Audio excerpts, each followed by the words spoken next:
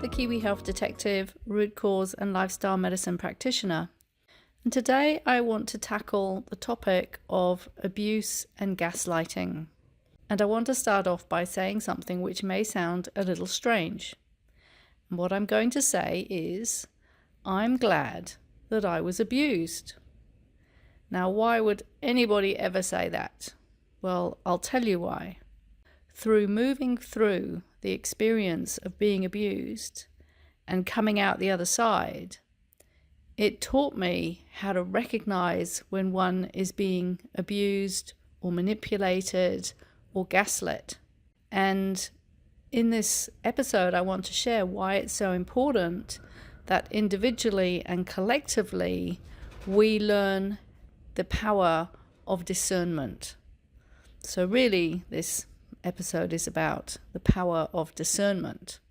So, going back a couple of steps, why did I say that I'm glad I was abused? Well, growing up, without realizing it until many years later, I was not treated well by a certain member of my family. And I'm not going to say who it is, but I later came to understand that how I was treated was definitely not kind. I was humiliated, I was judged, criticized, belittled, punished, and it definitely was narcissistic behavior on the behalf of the person who was doing this. And as a result of that, and the fact that it lay in my psyche unhealed, I then drew myself into a relationship which repeated the same theme. And this is very, very common. If we grow up in a family where there are certain dynamics going on, and we are emotionally hurt or traumatized as a result of what happens, whether we're physically abused, sexually abused, emotionally abused, mentally abused, whatever the unfair treatment is, if we don't do the necessary healing to clear out that trauma and those painful memories and emotions, then because life wants us to heal, it will draw us into a situation which is a repeat of the original situation. And it does that to help us heal. It wants us to move through that trauma and out the other side. So that's exactly what happened for me. In my 20s, I drew myself into a relationship which was very dysfunctional, very unhealthy. But at the time, I was so desperate for love and to have somebody love me and also to have support, just basic human support, that I tolerated that relationship for the first part, not even realizing that it was dysfunctional, because that had been my norm growing up. So whatever we grow up with as a child, it feels normal even if it's not normal. And then when we move into a similar relationship later on in life or in some other part of our life, and that could be at work, it could be a partner, it could be a friend. But if there is familiarity in the relating, then we will just think it's normal. And this is sadly why so many people get stuck and trapped in unhealthy relationships and even in very dysfunctional, abusive relationships. We just don't know better. And the first step is to actually recognize what is going on. And that can be the hardest step. Just recognizing that we're in a toxic, abusive relationship is the first major step. Because until we can do that, we can't move on and we can't move out. And for me, I had been in this relationship for about a year and I did not understand what was going on. I felt like I was living with Jekyll and Hyde, because one moment this person would be perfectly nice, the next moment they would turn into a monster, and then they'd be nice again, and then they'd be a monster again, and this just went on and on and on. And I was literally exhausted. I was physically, mentally, emotionally exhausted. My body was in such a state of stress I couldn't sleep, which made me even more exhausted. And I couldn't do my job because I was exhausted. And eventually I started to say to myself and think to myself, this can't be right. How can this be right to be feeling this bad so much of the time? And deep inside me, my intuition was trying to get through to me that this was not okay. It wasn't healthy. It wasn't normal. And fortunately, through a series of circumstances, I managed to extricate myself from that relationship. But the first step was recognizing what was happening. And often we can't see that until something external shows us that what is happening is not healthy. And for me, what happened was I was at the library one day and I was just browsing the bookshelves, not looking for anything in particular, and this book just popped out at me. And I picked it off the bookshelf, and it was called Men Who Hate Women and the Women Who Love Them. And I opened the book up, and the chapter heading was Jekyll and Hiding. And I couldn't believe it, because I'd been saying to myself for months, I feel like I'm living with Jekyll and Hyde. And here was this book chapter heading saying exactly that. And I started to read the chapter, and in it I recognized myself. And that was the first inkling to me, or the first recognition that, oh, okay, the fact that I've been feeling that this doesn't feel right is actually right. And I can start to trust the intuitions and the gut feelings that I've been having. I can start to trust that there's something wrong here. And then there were a series of other circumstances that happened, which I won't go into now. But this led me to finally getting to what I call my last straw moment, which is what people often reach in order to finally extricate themselves from a situation like this.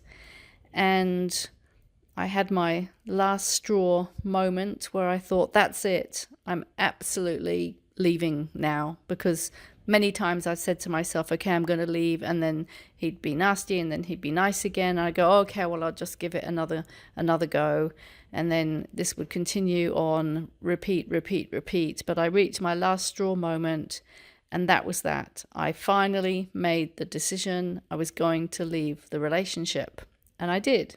And then I had to go through the extrication process, because even once one has left the relationship, there are still sticky strands energetically that are linking us to each other. And we have to go through a healing process, and we have to literally and metaphorically cut the cords which connect us. And that took another 6 to 12 months. And then finally I could say that I had fully left that relationship. So as a result of all of that, I came through that, and I could very clearly see what constitutes abuse, whether that's physical or mental or sexual abuse. I was very, very clear, and the signs became very, very clear to me. And it was some years later when I started working as a practitioner, and I was specializing in helping people with chronic pain and fatigue conditions. And what was really fascinating was that one of the repeat themes which came to light through seeing many, many clients was this theme of abuse in childhood. It maybe led on to adulthood as well, but it always started in childhood. And so I started to see a theme of many of my clients, probably the majority of them, who had been abused and traumatized as a child.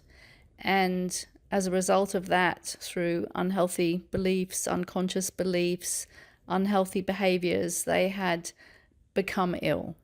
So I could talk a lot more about that, but that would take me down a different track, so I won't go there right now. But just to say that this theme of abuse lay at the foundation of why they were unhappy and sick. And so for many, many years, 20 years, I counseled and helped these people to recognize the abuse if they hadn't yet done that, and to move through it and to re-empower themselves. Because when we're abused, we give our power away, and we're not doing it consciously, but that's what we do. So I've helped many hundreds of people to quite literally take their power back and to recognize when their boundaries are being overstepped, and therefore how to create clear boundaries around unfair or unacceptable treatment from other people. And that is something that I have loved doing because it's so empowering for the client. Now, there's a reason why I'm bringing up this topic today, and it's not just about talking about it on an individual level. It's about talking about what is going on a collective level today in the world.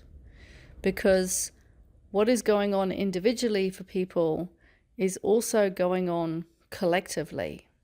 And what I mean by that is that there is a certain group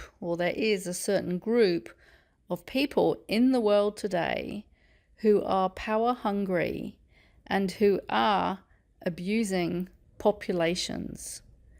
And the problem is, many people have not recognized this abuse. And I'm not sure if you've recognized or not that when we went through the first few COVID years, especially the mandates and the lockdowns, did you recognize the level of psychological abuse that was going on? Did you recognize the gaslighting that was going on? And for example, for people who've been seriously vaccine injured and they're starting to put the pieces of the puzzle together, and I've heard this story so many times where people go to their doctor and they ask, could this be vaccine related? And they're completely humiliated or belittled or laughed out of the room or gaslit, simply because the doctor either doesn't believe it or doesn't want to acknowledge the truth about it, because that would put them in a very difficult situation if they've given a lot of people the jab. So before I go any further, I'm just going to play a short 2-minute clip from a recent symposium called the Omniwar Symposium, which was held with 4 different speakers and a moderator, where these presenters were talking and presenting on what is going on in the world today that is being hidden from the majority of the population. And unless people have discernment, they're not recognizing this collective abuse and power trip that is happening in the world today, predominantly in the Western world. So I'm talking USA, UK, New Zealand, Australia, these countries, Canada as well. So I'm just going to play this 2-minute clip where the presenter, Lisa, is talking about the grooming of populations for abuse. Another implication with direct relevance to what we're covering today is that any attempt to map this terrain must be undertaken in darkness. But how on earth do we do that? How can anyone map any territory that they're not permitted to see? Particularly when the perception management apparatus keeps bystanders armed with a steady supply of barbs to keep you stumbling as you try. And in fact, this combination of extensive secrecy and denigrating citizens who seek to understand is, one could argue, straight out of a playbook on grooming populations for abuse. Because there are many parallels between the tactics deployed against populations to maintain unchecked power and those deployed against abuse victims. A tactic used to groom victims for abuse, for instance, is to confuse, deceive, disorient, keep them guessing, and keep them in the dark, all to induce a state in which people don't trust their own sense of reality and rely instead on their abuser to dictate reality for them, what to think, what to feel, what to say, and how to behave. Combined with telling victims that up is down and black is white, gaslighting, while mocking and humiliating them for their confusion. Just as citizens seeking to make sense of reality shrouded in secrecy are denigrated and increasingly persecuted as conspiracy theorists, disinformationists, dangers to democracy, and even extremists. You're bad. You're stupid. You're crazy. You had it coming. Which keeps everybody on their toes and tenterhooks, consciously and unconsciously complying to evade abuse by being a good partner, good parent, good child, good citizen. Making it all the more important that we work to inform ourselves because, as we said at the last symposium, resistance depends on understanding what we are facing. So as she says, there is a direct correlation between individual abuse and collective abuse. And there are certain signs. But the problem is, if we are being abused and manipulated and we don't recognize it, then we will just continue on as though this is acceptable and there's nothing wrong, when actually it is very wrong. And this is why it is so important to learn the art of discernment. And in order to learn the art of discernment, one has to be able to tune in to the feedback that is coming from within one's body. And this is very much about being able to listen to the heart intelligence and the gut intelligence. And these are part of our 3 intelligences or 3 brains in our body. And I have other videos on YouTube about this, which I recorded many years ago, because this is a topic that I've been very, very interested in for many years, learning how to use our multiple brains. So without going into huge depth right now on that topic, just a quick reminder, we have 3 brains in our body. We have a head brain, a heart brain, and a gut brain. And the gut and the heart together can be called the body intelligence, and the head brain is the head intelligence. Now, most of our education is focused on the head intelligence, on training that intelligence, which is our analyzing, rationalizing head brain. And we need that brain. It's very, very important. But we need to equalize what is going on in our head with what is going on in our heart and our gut. So the heart is about our feelings and what feels right and how we feel, whether we feel good, whether we don't feel good. And the gut is about safety and survival. So if something doesn't feel right in our life, in our environment, to do with people usually, or even situations, then our gut brain will tell us, it will feed back to us, this doesn't feel right. I have a gut feeling about this. It doesn't feel right. But most people, because they're spending most of their time in their head, they are not listening to what their gut is saying, and they're overriding what their gut is saying, and to their detriment. So we have to learn to discern, and we have to learn to discern the truth from within us. And this is a skill which we have to cultivate. Even before I came across the information about the multiple brains and trained as a multiple brain integration coach or an MBET coach, I had already trained myself for many years to listen to my heart and my gut. And I simply did this by consciously and actively listening to what my gut and my heart were telling me through the way that they communicate. And the thing is, whilst the head communicates in words, the heart communicates through feelings, and the gut communicates through body sensations. So we have to learn to notice the communication that is coming from our heart and our gut through feelings and sensations. And then we have to interpret what those feelings and sensations are saying and interpret them back into words, as if asking ourselves, what is my body saying to me through these feelings and sensations? What is the message my body is wanting to give me through these feelings and sensations? And then we have to learn to listen to those messages and honor and respect them and act upon them and trust them. And this is how we build trust in ourselves. And it takes practice. We have to do it consciously, and we have to do it repeatedly over a period of time. And as we do that, it's like training a muscle. It's like going to the gym and building muscle. It becomes stronger and stronger and stronger, and then it's just there automatically. So why is it so important that we can do this now in our world as it is right now? Well, as I said previously, there is a group of people in the world who are really trying to control the human population. And it is so unbelievable. It's unbelievable, but it's actually very real.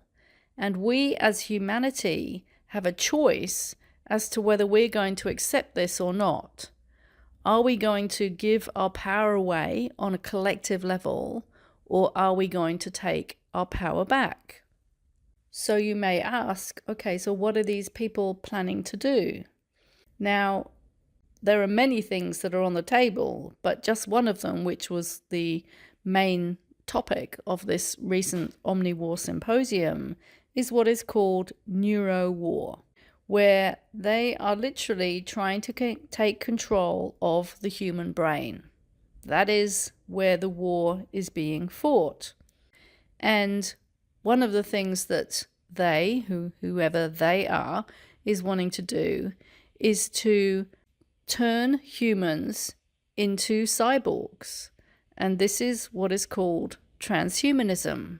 Now, if I've just lost you, if I've got to that point where you've gone, oh, okay, well, I was with her up until now, and now I think she's really gone off the rails, this is a whole load of rubbish, well, all I can say is do your research. Because if you haven't heard enough about this by now, it just means you haven't come across this information.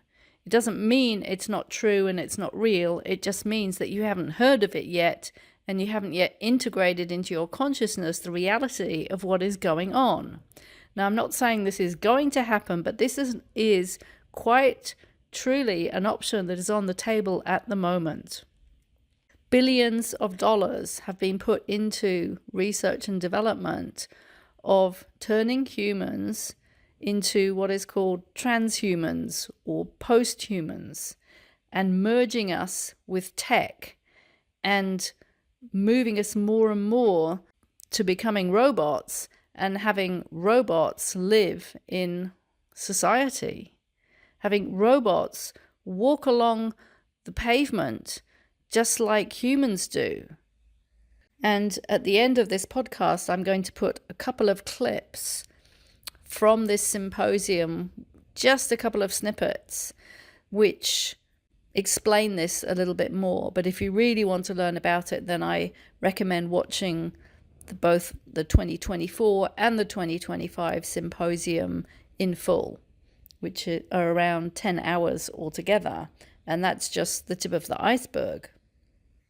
But the research that has been going on for decades into this subject matter is astounding. And as Lisa shares in one of her clips, the population has been kept in the dark. And like all the material we're covering today, as discussed at the last symposium, it can be very difficult to talk about this subject matter without sounding crazy and without eliciting reactions such as the ones on this slide. So, like last time, I'll structure the talk in terms of common yes-but objections, which you're very likely to encounter if you try to talk about this material. And in the process, I'll aim to lay a path along empirically solid ground, which is easier said than done, because as David mentioned, we appear to be up against a giant wall of secrecy. Harvard historian of science Peter Gallison writes that classified scientific research is around 5 to 10 times larger than the open literature, such that we civilians are living with our unseeing backs to a vast and classified empire we barely know. And that's very similar to something that the former NASA Langley chief scientist said in a 2001 presentation at a national security conference, during which he described technologies being developed in the national security domain, leading to what he called a bio-nano age, which was set to commence in 2020. Technologies of the bio-nano era were to include nanorobots, genetic engineering, and implantable electronics for monitoring and, relevant to today's talk, brain stimulation, which he stressed were based in all cases upon existing technologies and were no pixie dust, even in 2001. However, in terms of our ability to navigate this terrain as civilians, there was one really important piece of information shared during the presentation. I think it's very important, which was that the kinds of technologies described tend to remain in inventory for over 40 years, which would mean that by the time they reach the public domain, they would be 4 decades old, like seeing the phones on the left as cutting-edge technology. All of which is consistent with the book Dual Use Science and Technology, Ethics and Weapons of Mass Destruction. Written by a bioethicist and national security consultant, the book argues that in order to prevent what it calls great evil from dual-use science and technology, there ought to be a degree of collective scientific ignorance, or at least among the general population, which is a truly remarkable proposition that flies directly in the face of the most basic principles of power dynamics. Removing public accountability and oversight by keeping populations in the dark frees power to be used and abused with impunity. On top of which, important aspects of dual-use science and technology appear to be grossly under-regulated.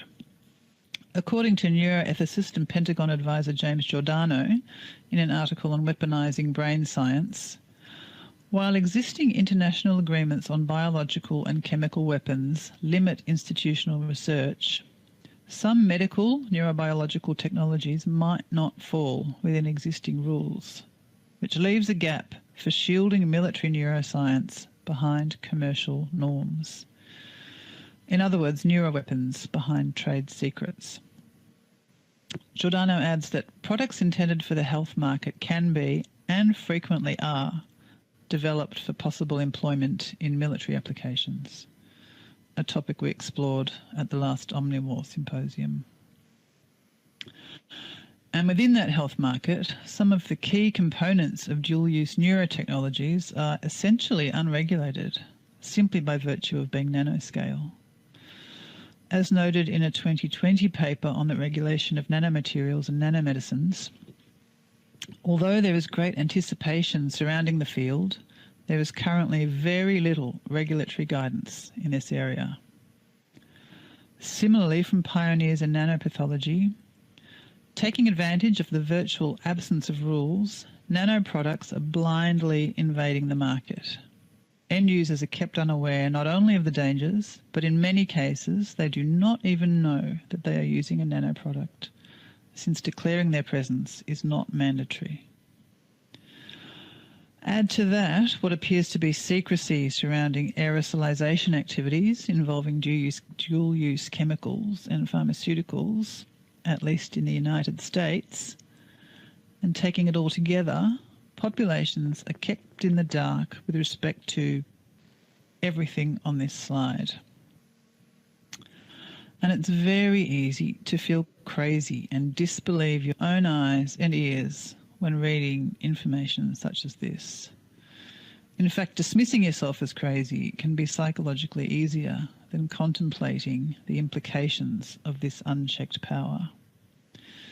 Because as a simple glance at history will attest, power structures that keep populations in the dark do not treat those populations well. So my question to you is this life as you would like it? Is this the life you would like for yourself or your children or your grandchildren? Personally, I don't think this is a natural way to go. And the advent of AI, which is increasing exponentially at the moment, is all part and parcel of this. And Lisa also mentions that the integration of the brain with AI is planned to start taking place from around 2030. And the European Commission have said that by 2050, genetically engineered humans will be the majority of the world's population. She also shared how this bio-nano age was set to start in 2020, which was when the COVID pandemic started. And she also shares how technology, once we hear about it, it's already been in development for at least 40 years before it's revealed to the public.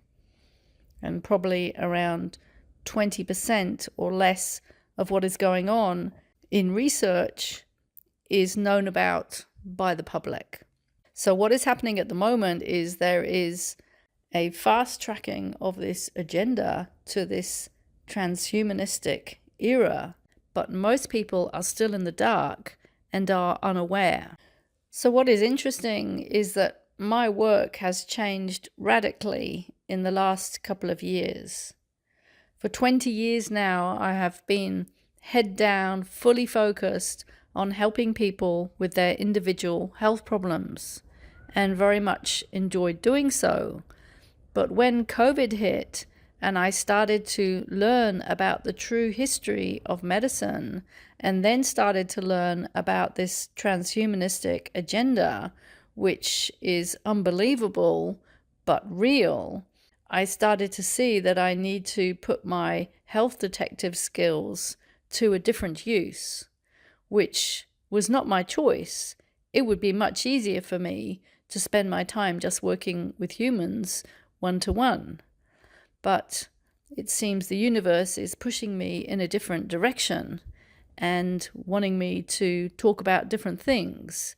But the foundation of my understanding comes from these years of personal development work and self-healing and moving through trauma and abuse and knowing how to discern the truth. Because we must learn to discern what is right and what is true and what is natural. And that can only be done by listening to the heart and listening to the gut, listening to this body intelligence, and not letting the head intelligence run away with things and override everything, which is what the rational mind does. And many years ago, I learned that rationalization is rational lies.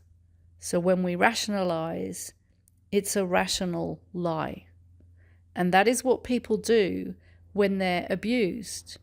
They tell themselves a rational lie because that's the only thing that makes sense of anything. But underneath that is the truth. And we need to learn to discern the truth and what is good.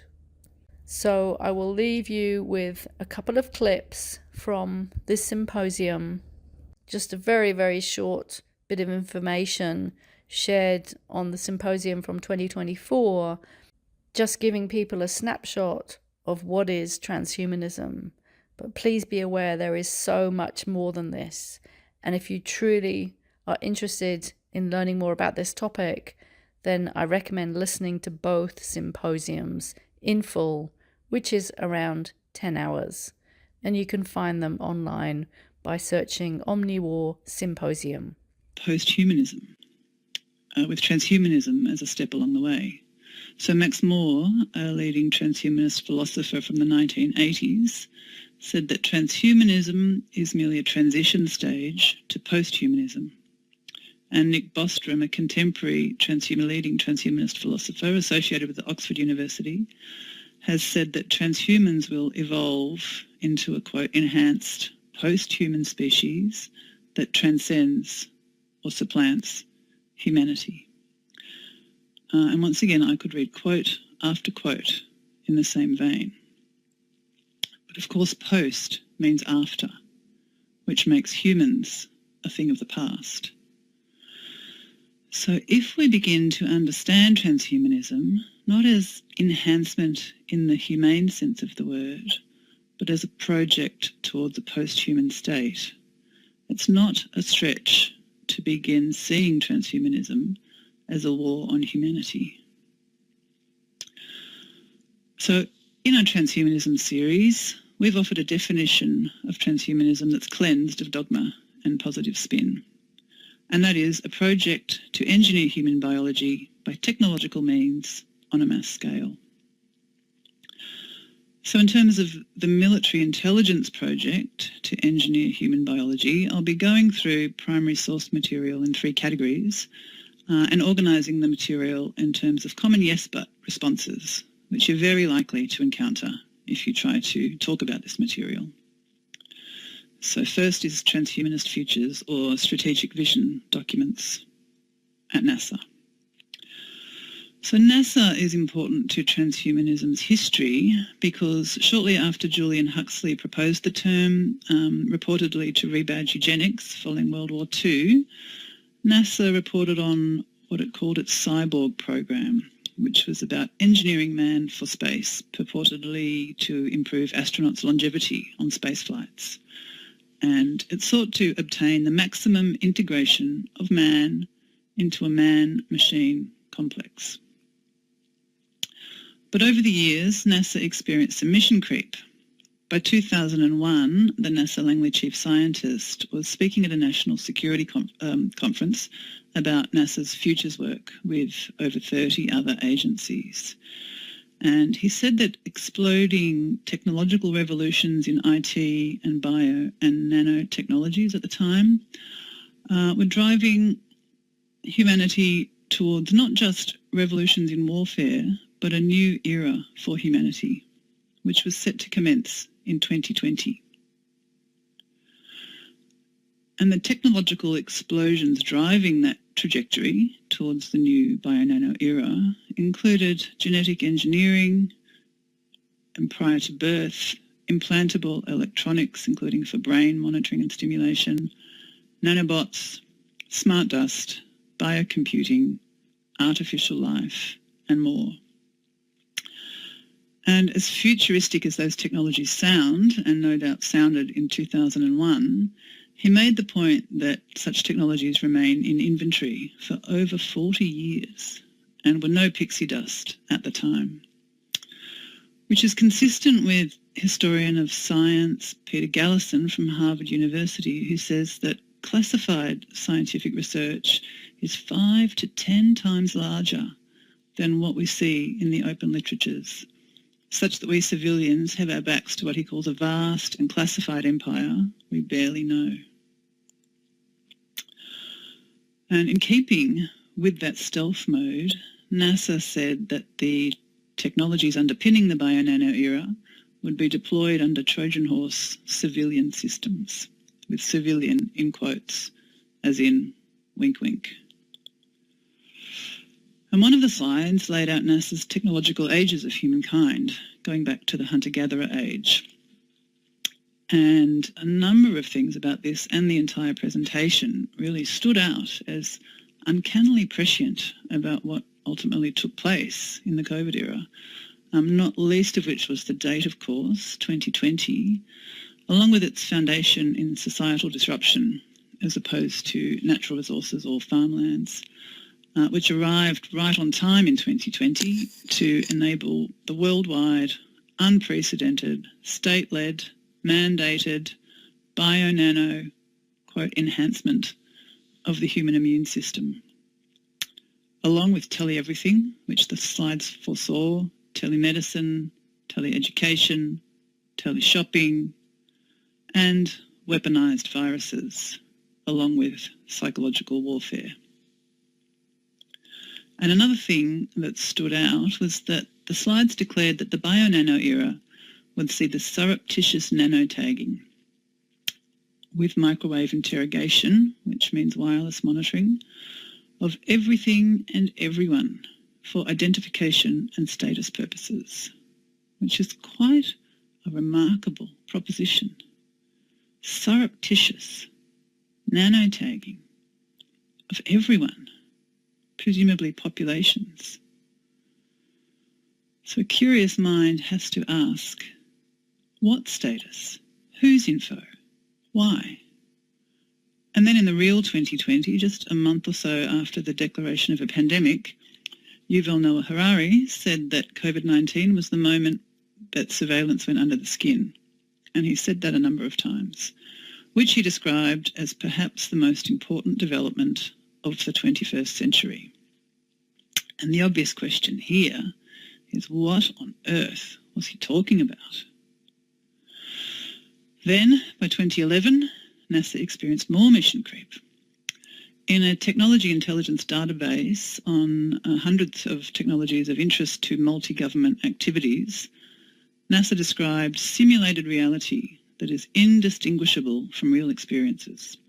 It works directly on the brain itself through simulated input on the level of individual neurons. It aims to be so completely immersive that the user would be unaware that he or she was using a simulated reality interface. In other words, hijacking and controlling a person's reality perception, potentially without their knowledge. So I know this is a bit of a deep and dark topic. It's not very pleasant to talk about, or I personally don't find it very pleasant to talk about, but it is so important if we want to maintain our sovereignty and our health and our integrity and our humanness, quite literally. We need to start opening our eyes and understanding what the possibilities are, because we need to make a choice. So, signing off for now, this is Kim Knight, the Kiwi Health Detective, root cause and lifestyle medicine practitioner.